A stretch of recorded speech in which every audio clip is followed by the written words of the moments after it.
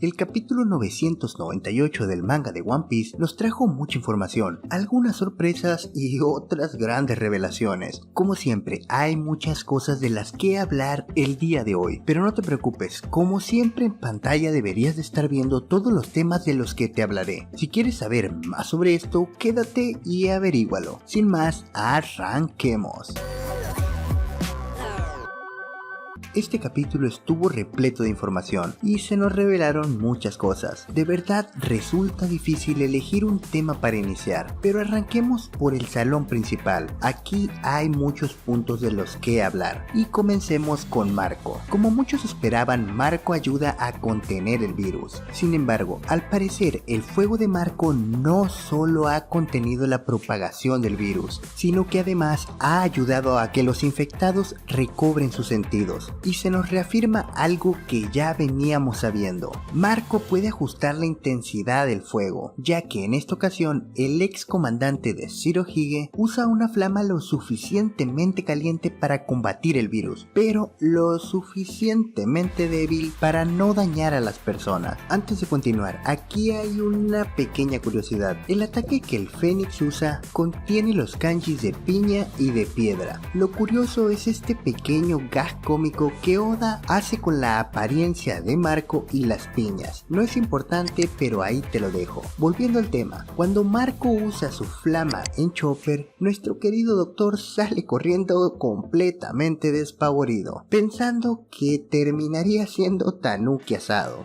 Hecho que hace que Brook y Zoro malentiendan las intenciones del cabeza de piña y lo ataquen. Lo interesante aquí es que Marco lo esquiva sin mayor problema. Esto nos habla del formidable haki de percepción del Fénix. No me extrañaría que incluso pueda ver el futuro como lo hace Katakuri o Luffy. Y también nos habla que a pesar de que en Marineford no parecía tan fuerte, en realidad es toda una bestia. Ojo, que la piña será pieza clave en los próximos capítulos, sobre todo si tenemos en cuenta su último ofrecimiento a los Mugiwara. Quiero decir, en esta ocasión lo dice con todas sus letras, que él los ayudará a subir al techo si ellos lo quieren. Ya sabes, ¿para qué quieres un Uber cuando tienes al piña móvil a tu disposición? Dejando las bromas de lado, esto puede ser muy importante, ya que puede agilizar la llegada de los Mugiwaras a la cima de Onigashima, cosa que parece ser muy importante para el desarrollo de la historia, ya que le han estado dando énfasis en los últimos capítulos. Como sea, solo tenlo en cuenta. Antes de irnos del salón tenemos un par de temas más y sigamos con el ataque desesperado de Appo por tratar de recuperar el antídoto. Lo que resulta más curioso de esto es que el supernova solo logra ponerse en marcha después de que Queen regaña a los piratas bestia, y es que cuando Marco por fin logra poner fin al caos en el salón, se enfurece, ya que la situación se le está yendo por completo de las manos, y el supernova sabe que al final Queen le hará responsable por perder el antídoto. Ojo, qué tan cruel debe haber sido la albóndiga sádica con Appo cuando estaba rompiendo su voluntad. En esta parte hay una pequeña curiosidad, pero la compartiré por Twitter más tarde, a ver si así te decides a ir a visitarme por allá. Por cierto, link en la descripción. Y aunque te digo pequeña curiosidad, en realidad creo que es muy importante. Después del pequeño spam, vayamos al último tema que tenemos aquí en el salón. Cuando Appo intenta atacar a Chopper, es atrapado en el aire por la poderosa mordida de X-Dray. Y este es el clavo final, no solo para Appo, sino también para sellar la alianza entre X-Dray y los sombreros de paja. Por lo que parece, Dray será el personaje más fuerte en ese lugar, después de que se marchen Marco y Zoro. Esto puede preparar un escenario nada bueno. Recuerda, las alianzas pirata no son de fiar. Ahora, vamos con lo que pasó en el almacén. Yamato aquí nos habla sobre el origen de la estatua y cómo terminó en ese lugar. Aquí hay un aporte de uno de los suscriptores, se trata de Wachi Amadeo, que comentó algo muy interesante y te lo cito a continuación. continuación. La estatua del dragón es la curiosidad más importante, porque es una señal de que en Onigashima hay un arma ancestral. En Alabasta había una estatua en los baños y en la isla Yojin había una en el palacio. No te voy a confirmar que en efecto hay un arma ancestral en Onigashima, pero me pareció un gran dato, así que te lo compartí. Si ves a Amadeo en los comentarios, agradecerle. Ahora, volviendo al tema de Yamato, hay dos cosas de las que te quiero hablar. Me pareció curioso que terminaran en el almacén precisamente, y me he planteado la posibilidad de que en ese lugar se encuentra el Road Poneglyph, y te lo digo a manera de suposición, no tengo pruebas, es puro instinto. Ahora sí, pasemos a lo que realmente tiene sustancia en esta parte. Yamato comienza a hablar de Porgas the Ace, y vemos su silueta de fondo. Si a esto le sumamos que la coletilla con la que cierra el capítulo habla sobre los recuerdos del chico Dona, es muy probable que tengamos un mini flashback en el próximo capítulo, pero creo que de ser este el caso será muy corto, incluso puede acabar en el mismo capítulo. Sería decepcionante que el capítulo 1000 sea un flashback. Dejando mis quejas de lado, pasemos al siguiente tema, Jinbei contra Who's Who. En esta escena hay dos puntos que me parecieron muy buenos. Primero, en la comunidad de fans se empezó a hablar de que ni Black Maria ni Who's Who son dignos rivales para nuestros protagonistas. Y a esto solo puedo decir que cuando se nos presentaron los Tobiropo, se nos dio a entender que tenían un nivel de poder muy cercano a las calamidades. Incluso se planteaba la posibilidad de que alguno de ellos pudiera reemplazar a uno. No sé si me doy a entender, pero son personajes bastante fuertes, y aunque tengo la confianza de que el tiburoncín terminará ganando contra el gatito, no será para nada fácil, tendrá que sufrir en la batalla. En el caso de Sanji es un poco diferente, pero no debido a que Black Maria sea débil, es que recordemos, nuestro caballeroso rubio no golpea a las mujeres, así que a menos de que la araña resulte ser un Okama, el oponente final de Black Maria no será Sanji. Volvamos al tema de Who's Who. Esto que digo sobre la fuerza de los Tobiropo no quiere decir que el primo de Garfield será el oponente final de Jinbei, ya que cabe la posibilidad de que el Yojin tenga más de un oponente en este arco. El otro punto aquí con el miembro del Tobiropo es gracias a su conversación con el timonel de los Mugiwaras, y es que se ha abierto la posibilidad